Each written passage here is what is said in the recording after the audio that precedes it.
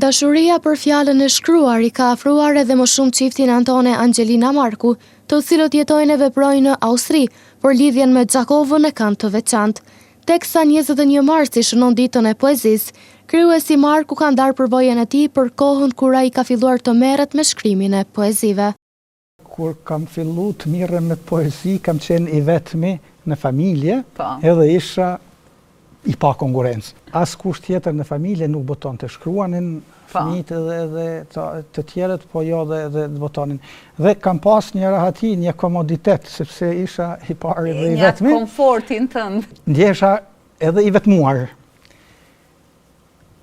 Kthesa madhe ndodhi kur Angelina një ditë thot dua të shkruaj një roman. Angelina me profesion është edhe arsimtare, ka lexuar edhe shumë edhe kishte dëshirë që të sprovohet në prozë.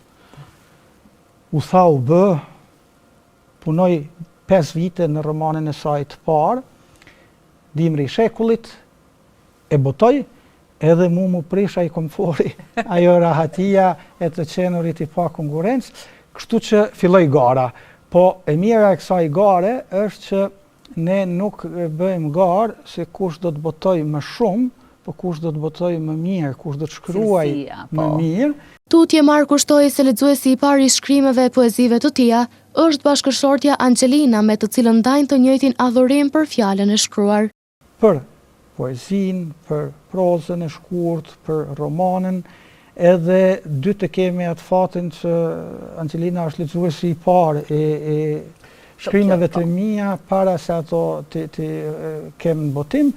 Edhe e njëjta është ajo që unë jam I pari që I lexoj. Ndërkaq krijuesi Angelina Marku ndonse ngjen më shumë veten në prozë, ajo ka bërë të ditur se e rëndësishme për të është që lexuesi të bashkëndjejnë qoftë të paktën edhe një fjali nga shkrimet e saj. Për mua është shumë e vlefshme dhe shumë interesante nëse dikush e lexon librin tim dhe vetëm një fjali ose vetëm një thënie prej asaj e merr.